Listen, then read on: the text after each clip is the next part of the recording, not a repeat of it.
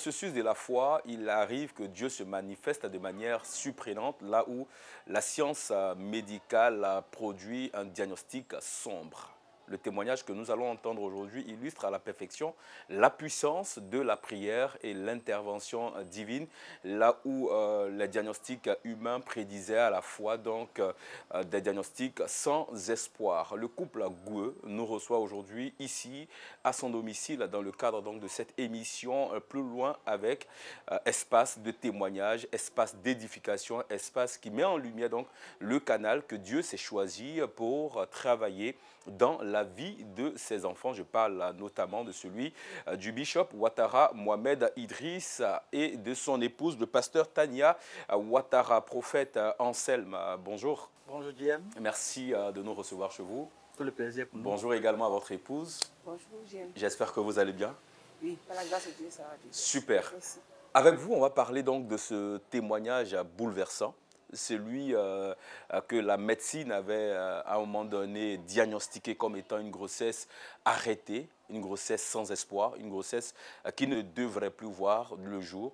Vous avez été témoin donc de cette manifestation divine, de la puissance de notre Seigneur Jésus-Christ. Et vous avez décidé de le partager avec nous et avec ces milliers de fidèles et de téléspectateurs qui prendront le soin de suivre cette émission. Bien avant, on va tout de même vous permettre donc de vous présenter à l'ensemble de nos téléspectateurs. Okay, merci beaucoup. Merci à notre père le bishop Ouattara Mohamed Idriss et notre mère maman Tania. Merci à Miracle TV+.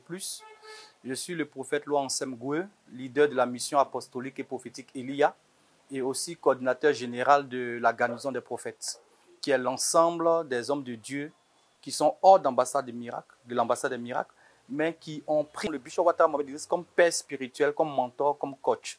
Et nous avons pour mission de rassembler tous ceux qui se reconnaissent en lui, afin d'être une barrière d'intercession pour lui, afin d'être des fils dignes d'un père qu'il est. Pour mieux comprendre, vous avez votre ministère à part, Si. mais vous décidez donc d'être sous le leadership, sous la coupole donc, du bishop Ouattara. Exact. D'accord. Alors, qu'est-ce qui motive cela? Vous savez, les principes bibliques nous enseignent qu'on ne peut pas évoluer dans le spirituel sans une couverture. Et pendant des années, j'ai cherché mon père. Et ce n'est qu'en 2020, dans un jeûne de 40 jours, que Dieu me révèle l'image de son oint. Et je vais à sa rencontre et Dieu aussi lui parle de moi en disant que je suis son fils. Donc, et sachant que c'est une icône, d'abord je veux dire c'est par révélation que je suis parti vers lui. Par révélation, et Dieu lui a confirmé la chose parce que notre père ne fait rien par émotion. Et il nous a accepté, mon épouse et moi, dans ses bras pour nous coacher, pour nous mentorer, pour nous prendre comme des fils. Parce que dans le monde spirituel, on ne peut pas évoluer sans une couverture. Voilà. Paul dit, vous pouvez avoir plusieurs maîtres, mais je suis votre père spirituel. Donc, l'image de l'homme de Dieu et de son épouse nous ont été révélées. Et au contact de ces personnes fabuleuses, Dieu les a convaincus aussi que nous sommes les enfants. Et donc depuis 2020, vous êtes aux côtés donc, du bishop Ouattara et vous avez même créé un groupe donc, qui réunit en son sein plusieurs hommes de Dieu, chacun avec son ministère, mais tous étant sous le leadership donc, du bishop Ouattara Mohamed Idriss. Alors dites-nous déjà comment se passe la garnison des prophètes pour tous ceux qui voudraient donc, entrer dans ce groupe, comment y accéder? Pour faire partie de la garnison, il faut d'abord aimer l'homme de Dieu. Parce que la Bible déclare, le premier commandement, c'est l'amour. Tu aimeras le Seigneur ton Dieu. Donc, on ne peut pas être serviteur de Dieu, on ne peut pas être chrétien sans d'abord aimer Dieu. Et c'est pareil. Il faut aimer Dieu, il faut aimer notre Père, il faut aimer ce qu'il fait, il faut l'aimer aussi en tant que personne. Et ensuite, si Dieu t'a convaincu que c'est ton Père, il suffit de nous écrire simplement. Okay. C'est un numéro, peut-être on donnera tout à l'heure. Allez-y. Maintenant, sur le 07 06 81 38 54. Sur WhatsApp, vous écrivez sur WhatsApp seulement 07 06 81 38 54. D'accord, j'espère que c'est bien noté de la part donc, de toutes ces personnes qui souhaiteraient adhérer à la garnison des prophètes. Je voudrais que cette fois-ci qu'on revienne sur ce qui fait l'essence donc, de ce plateau. On l'a dit, c'est un espace d'édification, c'est un espace consacré donc, au témoignage, à ce que Dieu a fait dans la vie donc, de ses enfants. On va parler de ce diagnostic qui est tombée donc le 10 octobre 2024. On parlait donc d'une grossesse de 5 semaines, 6 jours que la médecine a déclaré arrêtée. En d'autres mots, il n'y avait plus de grossesse. Dans quel état d'esprit étiez-vous? D'abord, avant que je lui donne la parole, il faut savoir qu'elle avait pris une première grossesse qui n'est pas restée. Et papa, ayant appris cela, a appelé mon épouse qui était vraiment déboussolée. Elle était vraiment traumatisée parce que on n'avait jamais connu ça. Et ça s'est passé un samedi. Le samedi, moi j'étais à la salle de sport et elle m'appelle. Elle avait une grossesse, je crois, de 3 mois. Et elle m'appelle, me dit, viens rapidement. Donc moi je me dépêche, je viens. Et je la trouve dans la douche en train de saigner. Et je lui demande qu'est-ce qui se passe. Elle me dit que là, elle a fait un songe où elle a vu un monsieur en train d'épaisser les fœtus de certains animaux. Et à son réveil, elle a commencé à saigner. Et donc, on était un peu paniqué, mais on a eu la maîtrise de soi. Je l'ai prise, nous sommes partis à l'hôpital. Là-bas, je pense que tu peux continuer. Allez-y, vous avez la parole. Effectivement, avant tout propos, j'aimerais bénir le Dieu de nos parents spirituels, le Dieu de notre papa, le bishop Mohamed Idriss, et de notre mère, notre merveilleuse mère, maman Tania Ouattara. Alors, pour revenir à ce que mon époux disait tout à l'heure, j'ai fait un songe où j'ai vu un homme en train d'épaisser une panthère et il a extrait des fœtus vivants. Et suite à cela, quand je me suis réveillée, j'ai vu que je saignais. Donc, j'ai commencé à prier, mais je l'ai appelé. Quand il est venu, nous sommes partis à l'hôpital rapidement. On m'a dit que la grossesse, l'enfant était mort, qu'il fallait l'extraire. Voilà, donc c'est comme ça qu'on a extrait la grossesse. Ça n'a pas été un moment facile. Mais après, nous avons reçu l'appel de notre père, parce qu'il avait informé papa de cette interruption de grossesse. Et il a dit une phrase qui était essentielle. Il a dit, d'abord, il m'a fortifié, et après, il a dit, ça ne va plus jamais se passer. Et quand il a dit cela, plus tard, c'était en fin mars, mars-avril de 2024. Okay. Donc, on rentre dans le mois d'avril, qu'on appelle ça, 2024, le 10 avril, pour la dédicace du temple de Yamoussoukro. Et lorsque nous partons pour la dédicace, c'était dit que des personnes devaient venir pour bâtir un hôtel sur l'hôtel du temple de Yamoussoukro. Mais je faisais partie de ces personnes. On parle de la dédicace du temple de l'église ambassade des miracles de Yamoussoukro. Okay. Et pendant ce temps de prière, quand papa a prié pour moi, il a dit une phrase, il a dit, ma fille, plus jamais de fausse couche. Je précise cette phrase parce que ça aura son importance dans le parcours de cette histoire. D'accord. Donc quand il a dit plus jamais de fausse couche, moi il n'y pas prévu de faire une grossesse après. Voilà. Donc après, il prend une grossesse. Là c'était, je crois bien, en fin d'année. C'était en fin d'année que je prends la grossesse. Et comme mon époux l'a signifié, après, je vais pour l'écho où on me dit que la grossesse était arrêtée. Ça, c'était en octobre 2024, en octobre le 10. 2024. Ouais, t'es plus précis. En octobre, le 10 octobre 2024. Donc, quand je fais l'écho, sur le coup, je n'avais pas vu. C'est après que je me suis rendu compte qu'il y avait un souci avec l'échographie. Donc, je contacte une sœur qui est sage-femme. Je lui envoie les images de l'échographie. Quand elle voit, elle se rend compte qu'il y a un souci. Après avoir vu son collègue qui est, je crois, gynécologue, donc elle me dit que c'est une grossesse arrêtée. En d'autres mots, l'enfant était mort. Donc, honnêtement, sur le coup, c'était un peu la panique, puisqu'il n'y avait pas longtemps de cela, il y avait eu une fausse couche. Mais après, nous sommes ressaisis. En ce moment précis, pour vous permettre à nos téléspectateurs de comprendre dans quel état d'esprit étiez-vous quand elle vous fait le diagnostic, elle vous apprend que la grossesse est arrêtée, vous qui veniez en début d'année déjà de faire une fausse couche, et là on vous apprend que la grossesse que vous portiez, elle n'est plus évolutive. Quel était votre état d'esprit en ce moment précis? Bon, sur le coup, j'étais choquée. Et puis, comme la fausse couche n'avait pas... Il n'y avait pas vraiment eu... Ça s'est passé dans la même année. Je voyais à peu près le même processus qui allait se passer, aller à l'hôpital, encore aller faire toutes ces petites choses. Et puis, il y a le côté un peu émotionnel. Souvent, on néglige, mais sans s'en rendre compte, on se met dans un état qu'on ne maîtrise pas, au fait. Parce que devant les gens, surtout que nous sommes un couple de serviteurs de Dieu, on doit toujours être fort, puisqu'on a des enfants aussi spirituels. Donc, tu ne peux pas exprimer en tant que tel que tu es un peu faible, bien si c'est là. Donc, il y a une petite dépression qui ne dit pas son nom. Tu es obligé de cacher pour ne pas montrer que tu es faible. Donc, quand je vois ce diagnostic-là, je me voyais en train de revivre encore ce même chemin.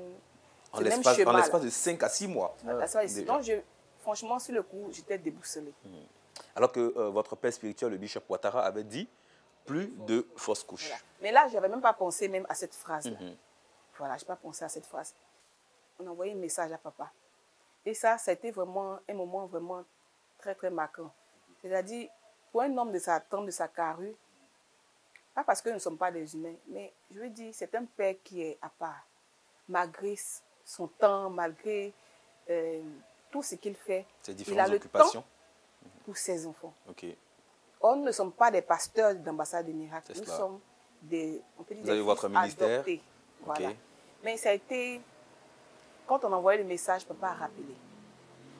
Et il m'a demandé ce qui s'était passé. Quand j'ai expliqué, il a répété la phrase. Ça en est de trop, ça ne va pas se passer comme ça. Malgré que vous lui annoncez que voilà, on vous a dit que c'est fini, la grossesse est arrêtée. Donc, quand il a dit ça, sur le coup, je me suis dit, mais si papa m'a parlé là, donc moi-même, j'ai quel souci. Ça a carrément stoppé la peur que j'avais en moi. Donc, dans mon cœur, je me disais que cette grossesse-là, elle va revivre. Parce que papa nous appelait. Le fait de nous appeler déjà, c'était quelque chose de vraiment très marquant. Donc, j'étais sûre, rassurée, voilà, que ça allait bien se passer. Donc, on nous a demandé de venir, c'était le vendredi, à devenir à Rada. Or, à l'hôpital, ma soeur m'avait dit, à cause de ce processus, de ne pas trop bouger, parce que je pouvais saigner. Donc, quand on part pour Rada, parce que papa nous a demandé de venir à Rada. Donc, nous sommes partis à Rada. Arrivé à Rada, il y a eu vraiment beaucoup de choses qui sont passées. Honnêtement, le Seigneur m'a visité à 3 reprises. Voilà. Avant que papa n'arrive, j'avais confiance que, même si papa ne m'avait pas touché, son Dieu allait opérer le miracle. C'est cela. Et effectivement, j'ai senti une visitation avant que papa n'arrive. La deuxième fois, c'est quand papa est monté et qu'il a commencé l'adoration. Pendant l'adoration aussi, j'ai senti encore une visitation. Et après cela, papa même est venu m'imposer les mains et il a prié pour moi. Quand il a prié pour moi, et après le culte, il a donné des instructions, parce qu'il y avait des petites instructions qu'il avait données. Le temps de sortie de la salle, les symptômes de la grossesse ont commencé. Les grossesses se présentent de différentes façons. Chaque femme a sa manière de ressentir, d'avoir des symptômes. Et moi, quand je suis enceinte, dès les premiers mois, ce sont les salives et puis les vomissements. Mais sur cette grossesse particulièrement, il n'y avait pas ces symptômes-là. Donc, avec le recul, j'ai compris qu'il y avait un problème. C'est que la grossesse n'était pas vraiment viable. Parce que si elle était viable, il y allait avoir les symptômes qui accompagnaient la grossesse. Pour moi, c'était un moment de répit parce que c'est vraiment c'est fatigant. Or, c'est parce qu'il y avait un problème. Donc, quand papa prie, le temps de sortir de la salle, les symptômes, c'est-à-dire les hormones ont commencé à bouillonner. C'est-à-dire que cette nuit-là, je n'ai pas dormi. J'ai passé le temps dans les toilettes en train de vomir, en train vous aviez senti... Et les hormones ont commencé... En tant que femme, on le sent. Si. Voilà. Donc, c'était vraiment intense. C'était plus que sur les autres grossesses. Donc, il y avait une très grande différence. Donc, à ce moment précis, vous avez compris que... qu'il y avait quelque chose qui s'était passé. Il y avait comme une résurrection. Une résurrection. Donc, ce jour-là, j'étais vraiment sûre et certaine que l'enfant avait repris vie. Waouh. Est-ce qu'on peut acclamer Jésus pour ce miracle, là où la médecine avait déclaré complètement arrêter le processus donc, de la grossesse. En français facile, il n'y avait plus de bébé. Vous n'aviez plus de bébé, mais là, après la prière donc, de l'homme de Dieu, ce jour-là, ce programme RADA, vous aviez senti ces symptômes-là. Vous êtes retourné pour la seconde échographie, vous en sortez l'échographe, vous rassure cette fois-ci que le bébé est bel et bien vivant. Donc, quand on part pour l'accouchement, que j'arrive en salle, comme mon époux l'a expliqué, lorsque je rentre en salle, tout de suite, les dames, elles viennent pour prendre l'attention. Donc, je sens qu'elles sont un peu, je ne vais pas dire en panique, mais je vois qu'elles étaient un peu inquiètes. Elles sont venues répondre encore l'attention. Au départ, c'était, je crois, bien à 17, après 16. Donc, elles étaient là, en train de se poser des questions là-bas. Mais moi, quand je suis rentrée, Tout ce que j'avais dans la bouche, c'était le Dieu de mon père, dire mon secours.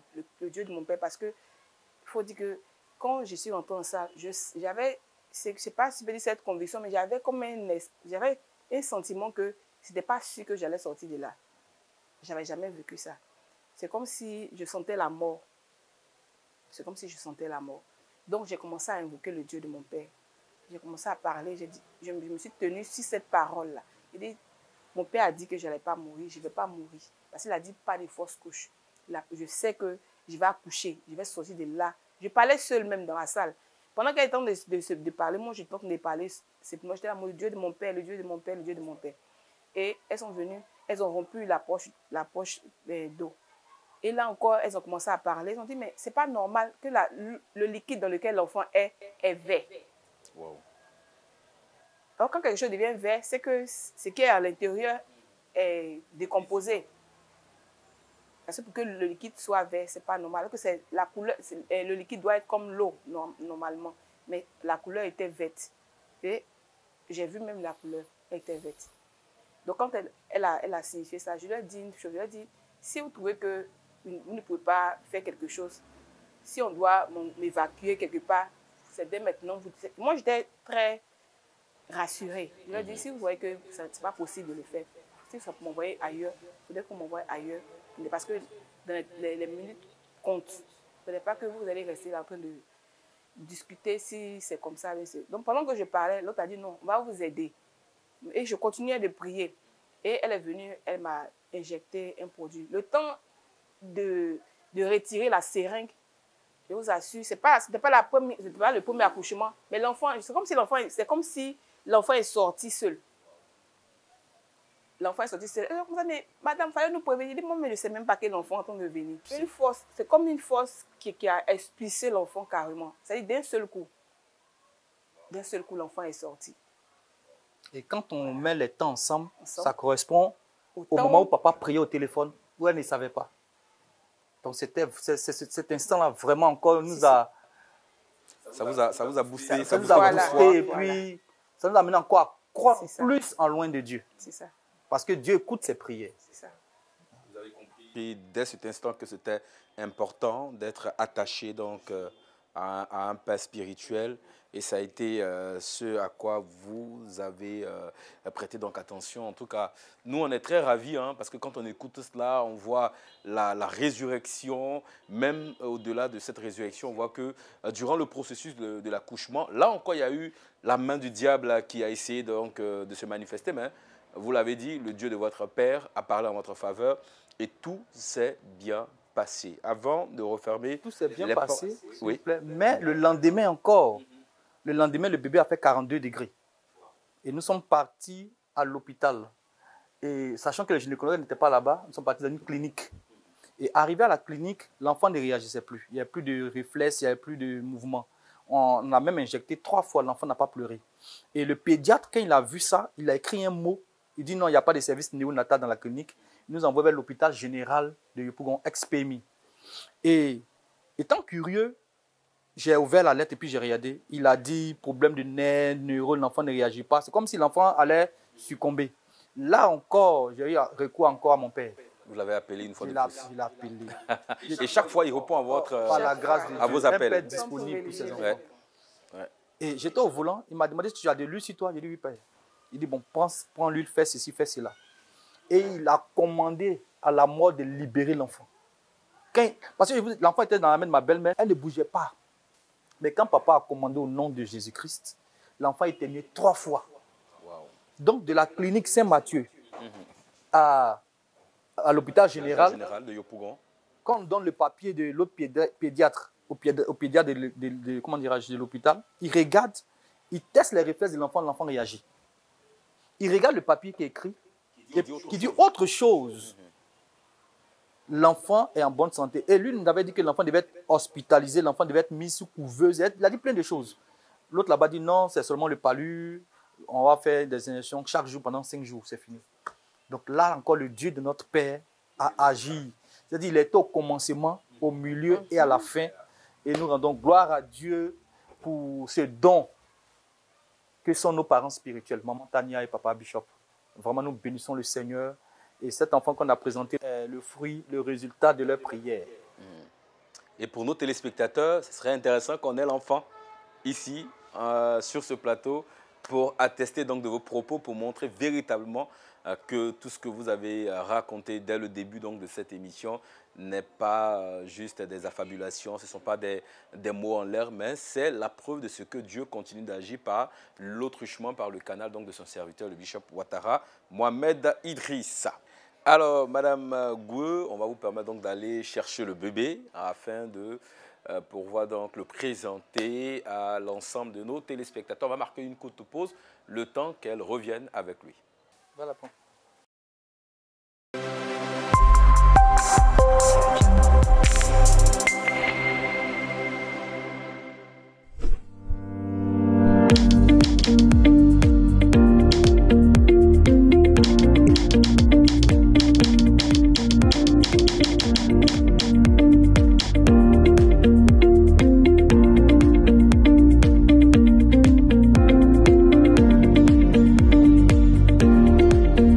Désormais, toute l'actualité de MTV+, disponible en un seul clic. Miracle TV+, met à votre disposition une nouvelle plateforme pour vous permettre de regarder en direct tous vos programmes favoris. Revoir toutes vos vidéos à la demande, des temps de prière, de méditation, d'enseignement, de musique et toute l'actu de vos stars préférées. Laissez-vous transformer par tout le contenu conçu sur mesure pour vous. Connectez-vous vite sur www.miracle-tvplus.com.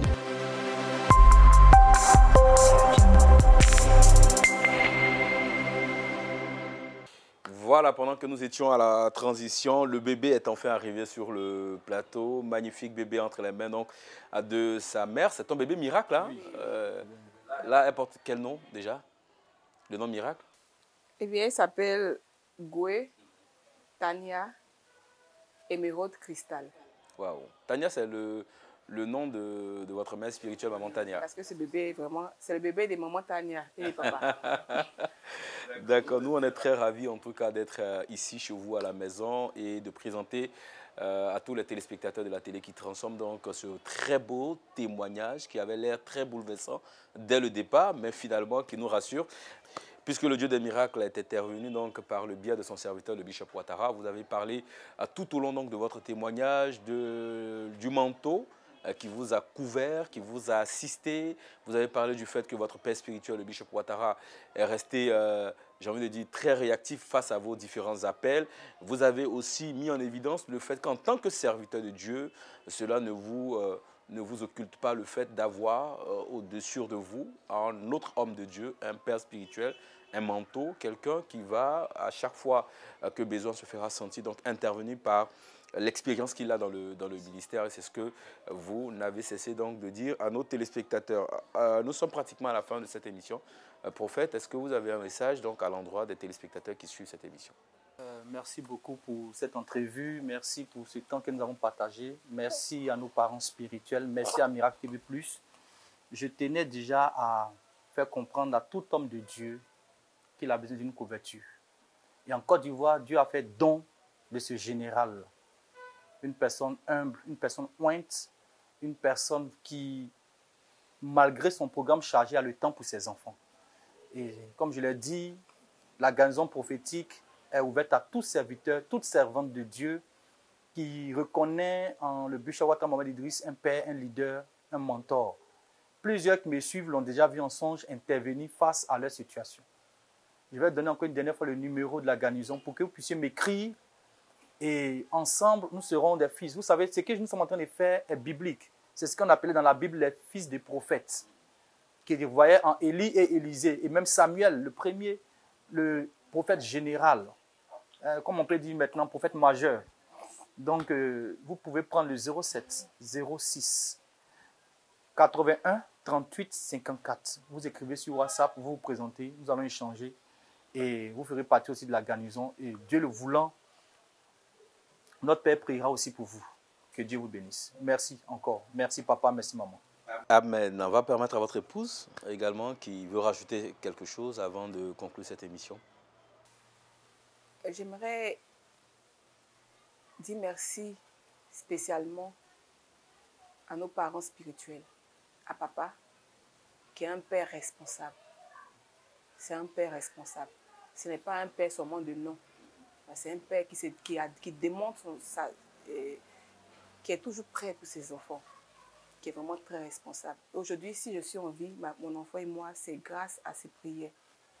Parce qu'il a été prompt, il a été avec nous tout au long de ce parcours-là. Il a été vraiment avec nous. Ce jour, je veux dire à celui qui nous regarde, qui nous écoute, qu'on a tous besoin d'un père, d'une couverture. Même si on est des serviteurs de Dieu, un enfant est toujours enfant devant ses parents. Et devant des situations, on a toujours besoin de nos parents.